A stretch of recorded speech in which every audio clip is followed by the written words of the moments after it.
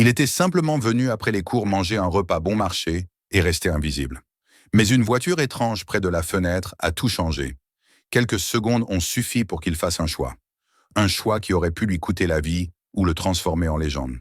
Découvre ce qu'a entraîné cet acte et pourquoi, après ce jour-là, plus personne en ville ne pourra faire semblant de ne pas le voir. Abonne-toi à la chaîne et écris en commentaire de quelle ville tu regardes cette histoire. Ethan Reyes s'était entraîné toute sa vie à devenir invisible. Il n'appelait pas cela ainsi, bien sûr. Pour lui, c'était simplement une manière de traverser les journées sans attirer d'ennui, sans provoquer les regards, sans donner aux autres une raison de s'arrêter sur lui. Il connaissait les couloirs du lycée comme on connaît les zones dangereuses d'une ville. Il savait où marcher, à quelle vitesse, quand baisser les yeux et quand se fondre dans le décor. Sa silhouette mince, ses vêtements usés mais propres, son sac trop léger pour un élève de son âge disaient déjà assez de choses pour ceux qui savaient y lire. Les autres, il préférait qu'ils ne lisent rien du tout. Après les cours, il n'allait pas directement chez lui. La maison l'attendait avec son silence fragile, avec l'odeur persistante des médicaments et la toux sèche de sa grand-mère Rosa. Chaque jour ressemblait au précédent. Compter l'argent, décider ce qui pouvait attendre, espérer que le mois se termine sans mauvaise surprise. Ethan avait appris très tôt que l'inquiétude ne disparaît jamais vraiment. Elle change seulement de forme. Alors, avant de rentrer, il s'accordait un détour. Toujours le même. Le Marty's Diner se trouvait près de la route nationale, coincé entre une station-service et un magasin de pièces automobiles. Ce n'était pas un endroit où l'on venait pour la qualité de la cuisine. On y venait parce que personne ne posait de questions. Pour le prix d'un repas bon marché, Ethan pouvait rester longtemps, faire durer des frites tièdes et un soda presque sans bulle, regarder les voitures passer et faire semblant d'être un adolescent ordinaire qui réfléchit à son avenir. Le coin qu'il choisissait était toujours le même. Une banquette près du mur, assez éloignée de la vitre pour ne pas être au centre de l'attention, assez bien placée pour observer la salle. Ce jour-là, rien ne semblait différent au départ. Le bruit familier des conversations, les rires trop forts de quelques élèves, la serveuse qui connaissait déjà sa commande sans avoir besoin de la demander. Ethan s'installa, posa son sac à ses pieds et commença à manger lentement, avec cette économie de gestes qui lui venait naturellement. Pourtant, quelque chose, presque imperceptible, glissa sous sa peau. Une sensation qu'il ne savait pas nommer, mais qu'il avait appris à respecter. Il leva les yeux vers la vitre donnant sur le parking et la route. Une berline grise passait devant le dîner. Rien d'extraordinaire en apparence. Des centaines de voitures défilaient ici chaque heure. Mais celles-ci roulaient trop lentement, avec une régularité étrange, comme si le conducteur ne cherchait pas une place, mais observait l'intérieur. Ethan continua de mâcher, puis réalisa qu'il ne sentait plus le goût de la nourriture. La voiture disparut de son champ de vision et il se força à respirer calmement.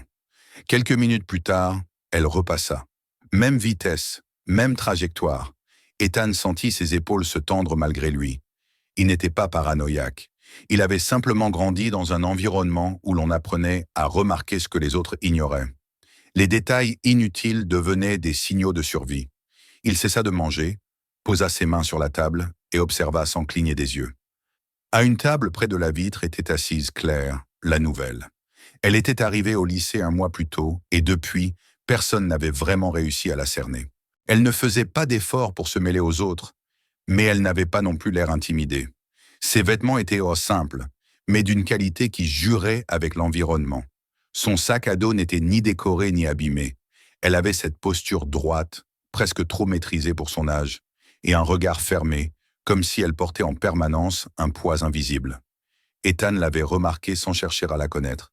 Il avait appris à garder ses distances avec les mystères. La berline grise revint une troisième fois. Cette fois, elle ralentit davantage. Le moteur semblait à peine murmurer. Ethan sentit son cœur battre plus fort, non pas par panique, mais par reconnaissance d'un danger imminent. Il observa la voiture jusqu'au moment où la vitre du côté passager commença à descendre. Le mouvement était lent, délibéré. Une main apparut dans l'ombre de l'habitacle, une main tenant une arme. Le monde se contracta autour de cet instant.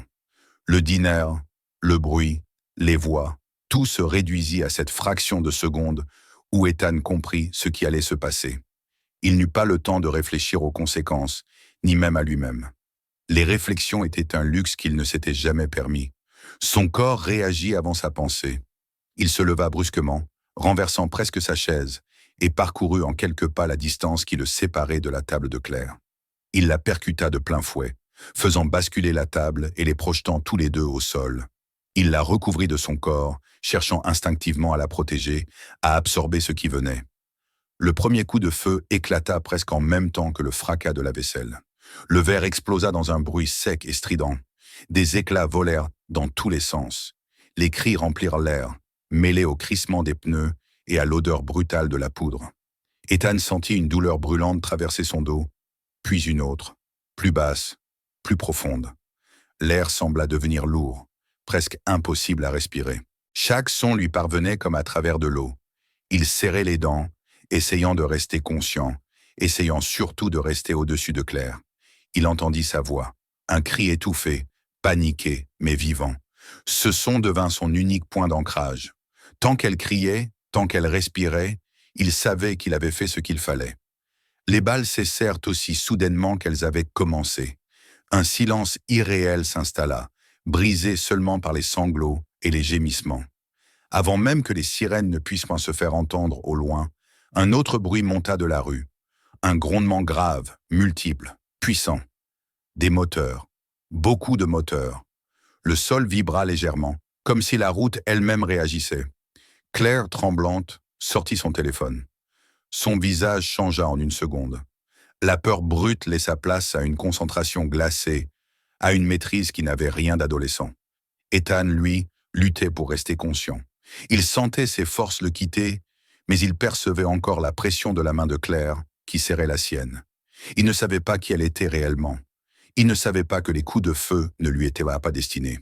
Il ne savait pas que cet acte impulsif venait de lier son existence à un monde dont il ignorait tout. La dernière chose qu'il ressentit avant que l'obscurité ne l'engloutisse fut cette certitude étrange et calme.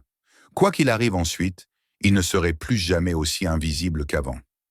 Ethan revint à lui lentement, comme si la conscience hésitait à réintégrer un corps devenu soudain hostile. La première chose qu'il perçut fut la lumière, trop blanche, trop uniforme, sans la moindre ombre où se cacher. Elle semblait venir de partout à la fois et lui brûlait les yeux.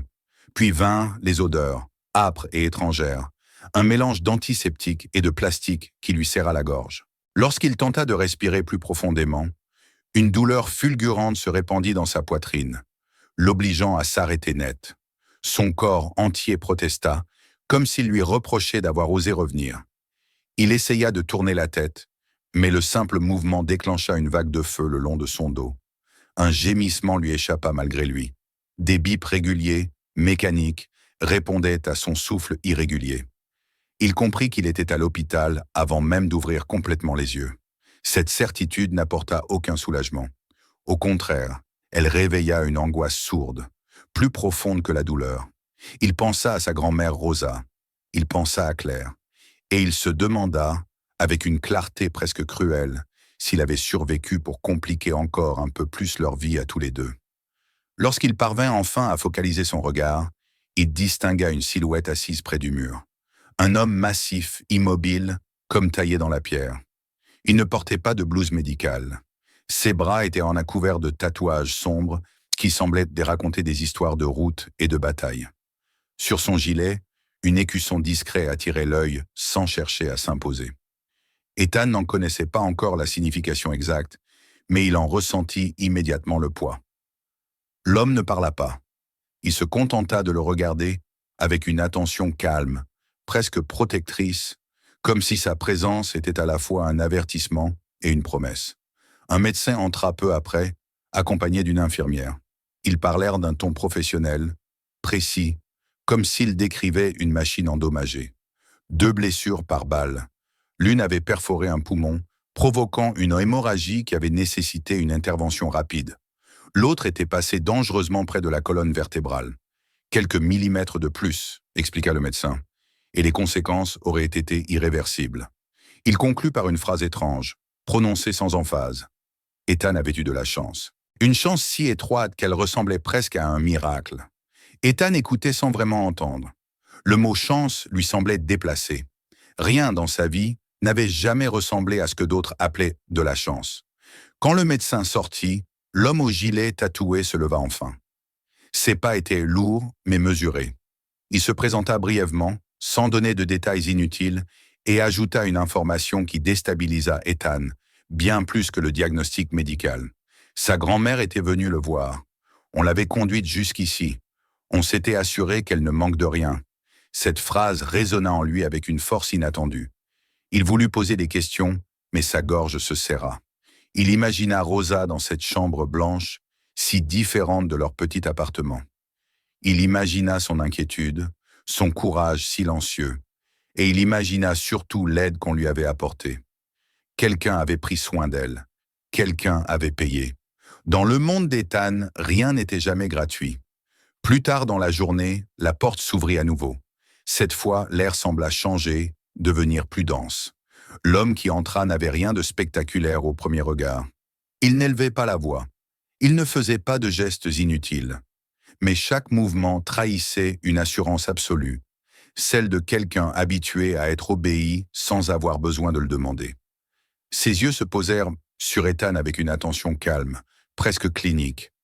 Victor Valenti. Il ne se présenta pas. Il n'en avait pas besoin.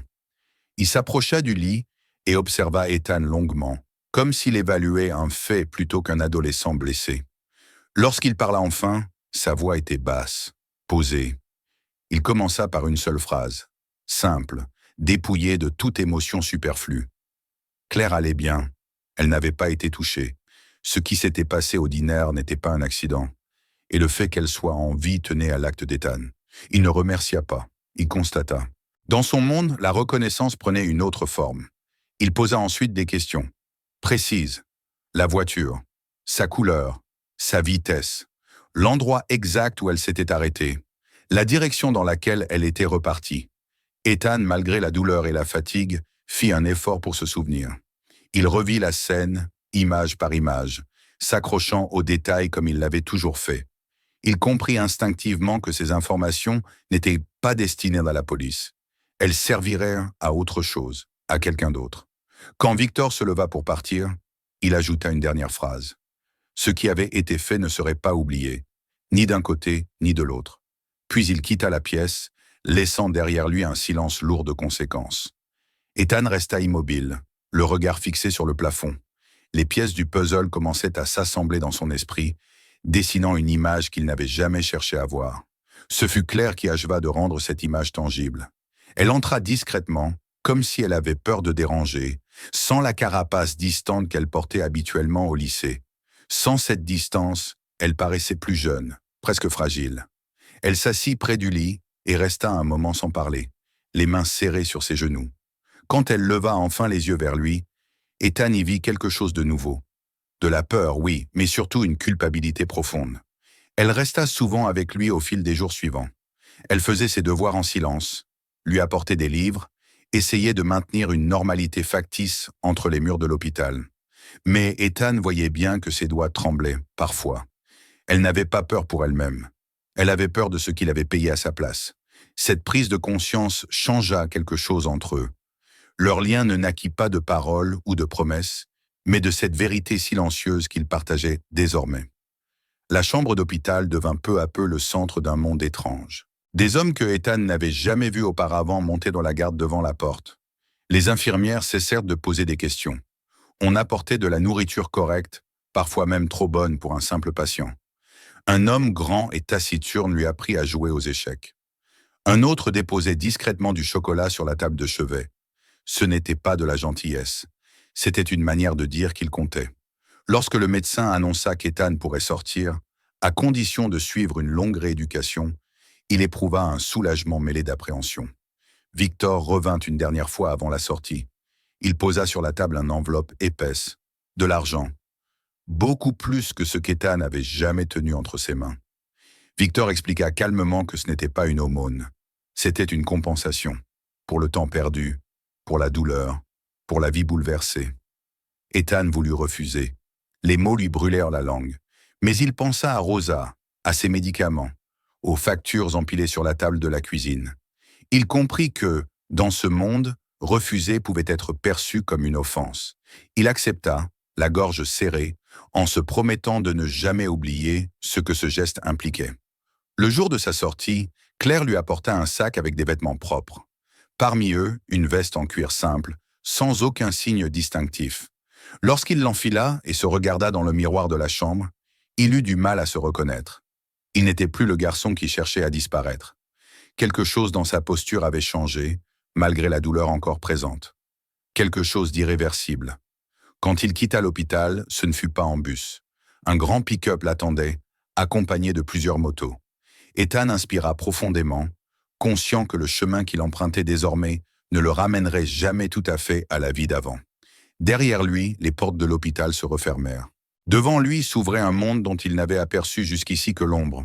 Un monde où son acte au Marty's Diner continuait de produire des ondes qu'il ne faisait que commencer à comprendre. Le trajet jusqu'à l'appartement sembla irréel à Ethan. Le pick-up avançait avec une assurance tranquille, suivi par les motos dont le grondement régulier emplissait l'air comme une présence constante. Chaque vibration lui rappelait la fragilité de son corps encore meurtri, mais aussi la force nouvelle qui l'entourait. Il regardait défiler les rues de Rivergate avec un sentiment étrange, comme s'il les voyait pour la première fois. Rien n'avait changé en apparence, et pourtant tout était différent. Il savait désormais que sous la surface banale de la ville existait un réseau invisible de loyauté, de menaces et de protection. Quand ils arrivèrent devant l'immeuble, sa grand-mère Rosa les attendait déjà sur le seuil, appuyée sur sa canne. Son visage était marqué par l'inquiétude, mais aussi par une détermination silencieuse qui avait toujours impressionné Ethan. Elle observa les motos, les hommes, puis son petit-fils. Elle ne posa aucune question inutile. Elle se contenta de l'enlacer avec une force surprenante pour son corps fragile, comme si ce contact suffisait à tout comprendre. Plus tard, à l'intérieur, elle lui raconta calmement comment des hommes étaient venus plusieurs fois, comment ils avaient apporté de la nourriture, laissé de l'argent pour les factures, vérifié qu'elle n'était jamais seule. Elle n'idéalisa rien, ne condamna rien non plus. La vie lui avait appris que le monde n'était jamais aussi simple qu'on voulait le croire. Les jours suivants furent consacrés à la convalescence. Ethan se déplaçait lentement, apprenait à écouter les limites de son corps. Chaque respiration profonde était une victoire discrète. Claire passait souvent après les cours, s'asseyait près de lui, parlait peu. Leur présence commune remplissait l'espace sans le forcer. Il sentait qu'elle aussi portait encore les secousses de ce qui s'était produit, mais elle refusait de les transformer en drame. Le retour au lycée approchait, et avec lui une appréhension que la douleur physique n'expliquait pas entièrement. Ethan avait connu le regard des autres avant, mais il pressentait que cette fois, il serait différent. Le matin où il y retourna, un véhicule l'attendait devant l'immeuble.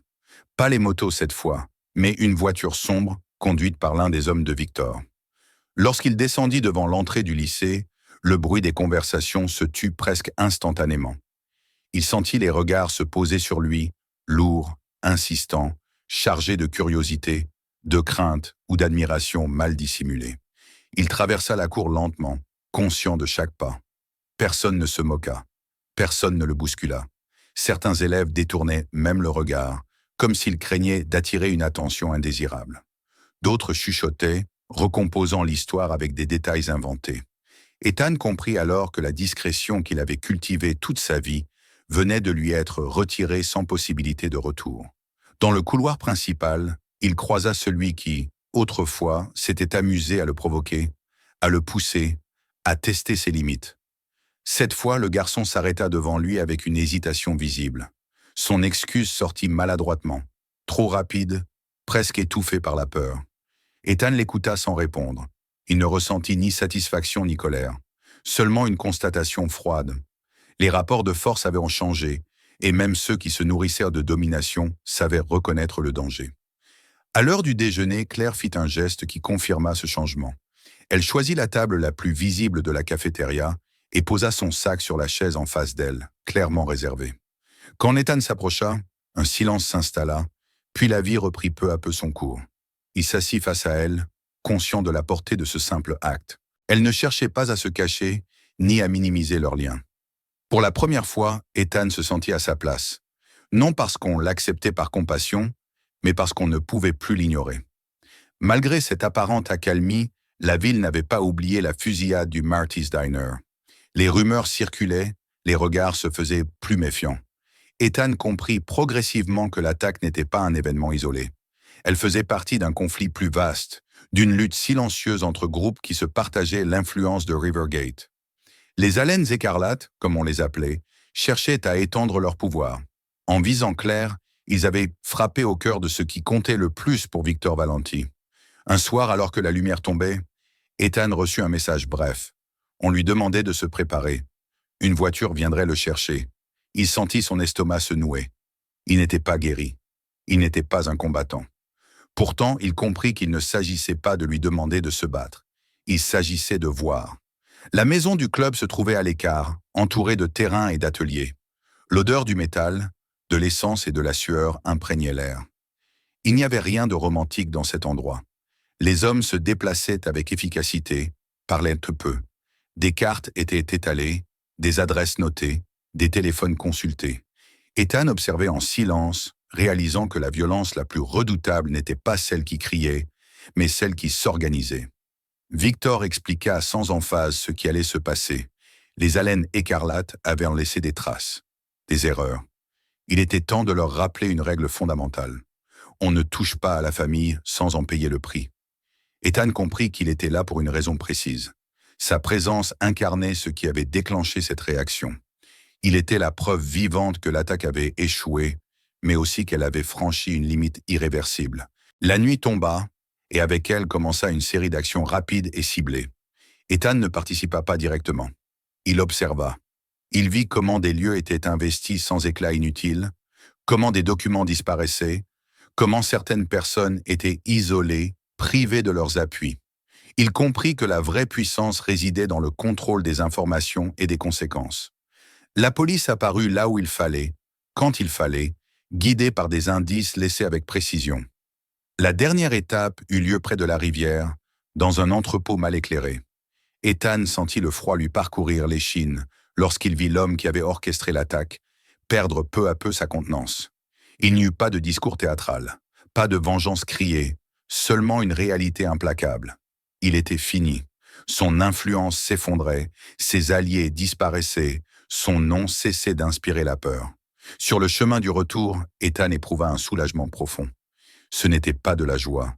C'était la certitude que la menace qui pesait sur Claire, sur sa grand-mère et sur lui-même, avait été neutralisée.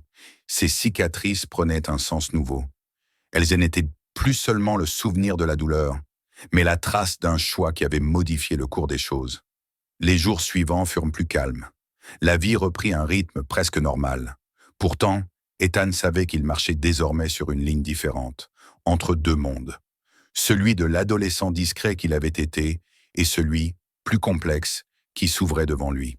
Et quelque part, dans le silence de la ville, la couronne de fer veillait, rappelant à tous que certains actes ne restent jamais sans réponse. Les semaines qui suivirent la nuit où la couronne de fer avait refermé l'étau sur les haleines écarlates s'écoulèrent avec une lenteur particulière, celle qui accompagne toujours la convalescence.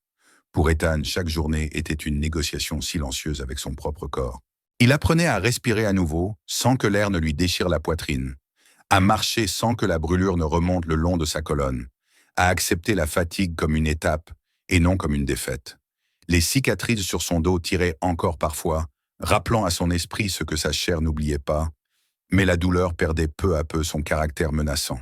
Elle devenait un souvenir vivant, une présence avec laquelle il pouvait composer. Sa grand-mère Rosa observait ses progrès avec une attention mêlée de gratitude et d'inquiétude. Elle priait davantage qu'avant, mais sans excès, comme si elle savait qu'il ne fallait pas trop demander au ciel, après ce qui leur avait déjà été accordé.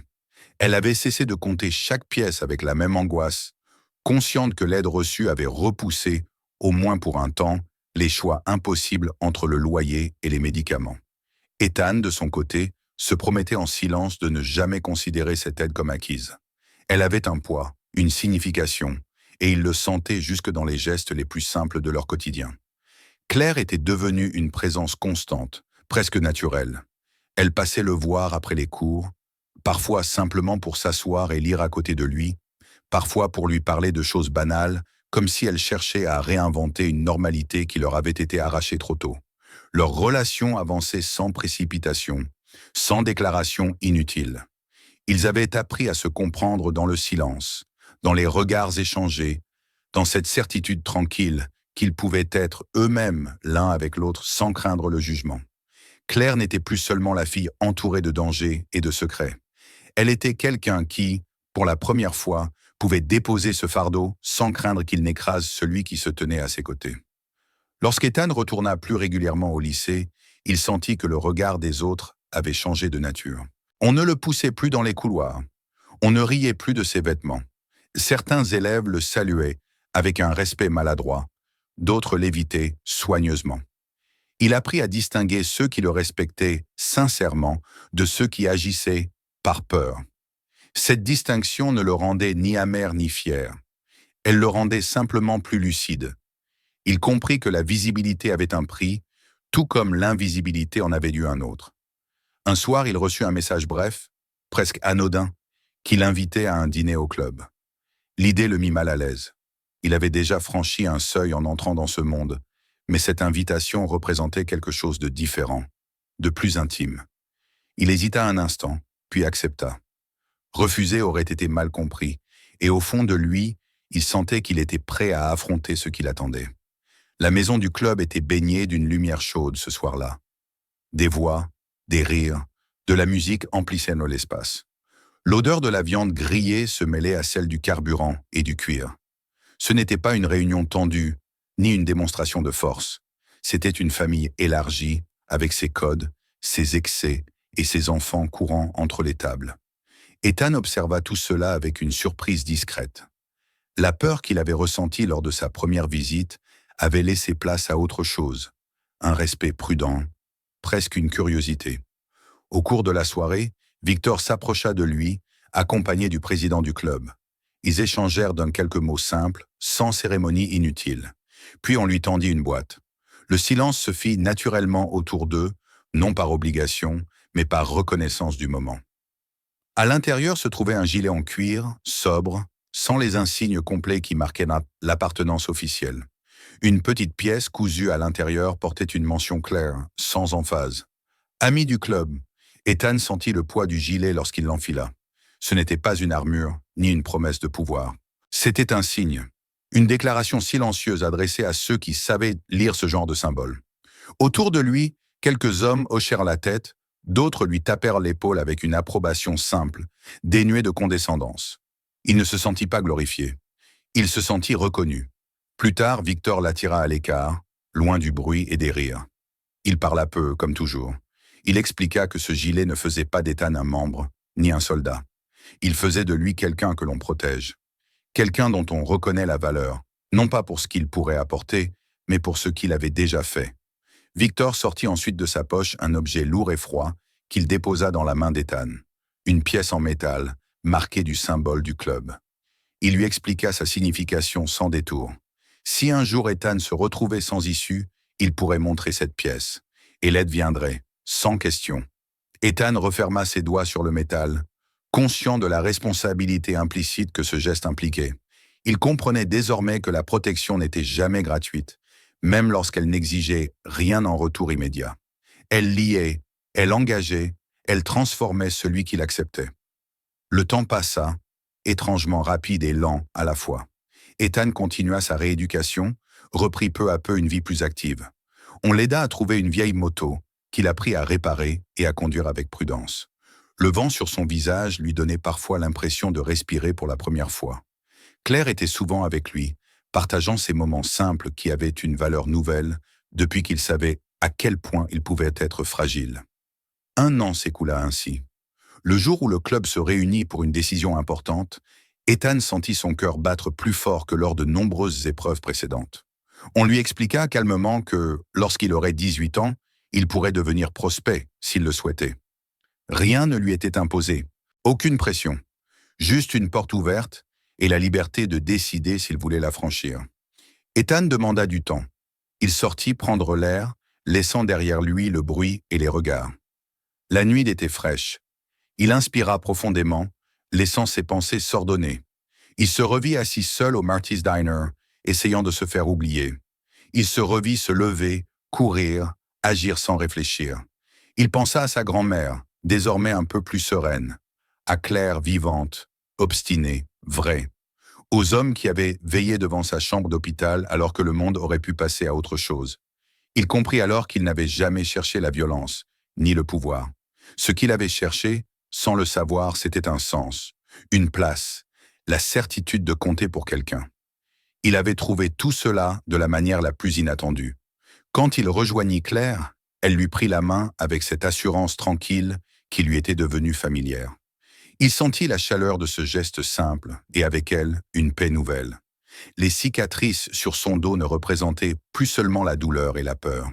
Elles étaient le témoignage d'un choix, celui de ne pas détourner le regard, celui de protéger, celui de rester humain même au contact d'un monde dur et complexe. L'histoire ne se terminait pas sur une promesse facile. Les ombres existaient toujours, les dangers n'avaient pas disparu. Mais Ethan savait désormais qui il était. Plus un garçon invisible, effacé par habitude. Un homme en devenir, façonné par un acte qui avait changé sa trajectoire.